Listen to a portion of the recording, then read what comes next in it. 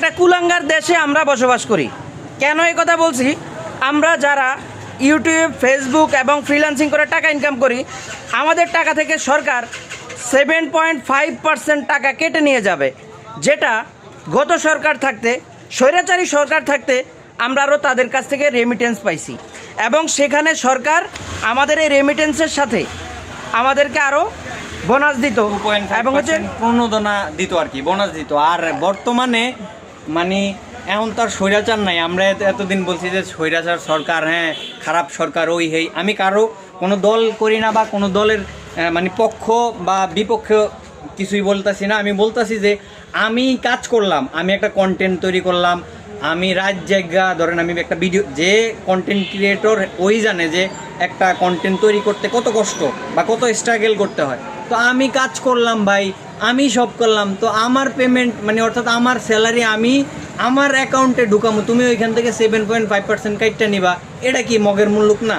এটা তুমি 7.5% কাইটটা নিবা কোন থ্রুতে নিবা ভাই? তুমি কি আমার একটা ডিভাইস দিছো না কি ফ্রি ইন্টারনেট দিতেছো? তুমি আমার কি ফ্যাসিলিটি দিতেছো? তুমি দিতেছো না, আমার স্যালারি আমি পাইতেছি, তুমি ওইখান থেকে ভাগবো আইতেছো, তাহলে এটা মগের মুল্লুক না?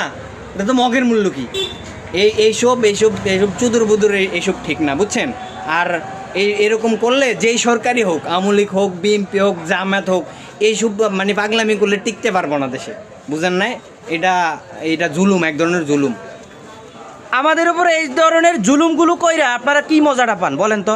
আমরা তো আমাদের রক্ত ঘাম পানি করে, তারপরে হলো আমরা দিনরাত পরিশ্রম করে আমরা অনলাইন থেকে টাকা ইনকাম করি, এবং সেগুলো এইখানে আমরা কষ্ট করে আমরা রেমিটেন্স দেশে আনতাছি। বরংস আমাদের উচিত সরকার আরও মানে ডবল দেওয়া, প্রণোদনা দেওয়া, মানে উৎসাহ তো করা। আমাদের কি কমতি আছে, কি করলে আমরা আরও বেশি রেমিটেন্স দেশে ঢুকাইতে পারবো। আরে ভাই না, তুমি কথা নেই বাট নেই, তুমি আরও উল্টা কাইটটা নিতেছো, মগের মুল্লুক না মেয়া। এখনও সময় আছে। আপনারা যারা দেশের এই সমস্ত খাতগুলো দেখেন, অবশ্যই এই বিষয়গুলো খুব ভালোভাবে নজর দিবেন।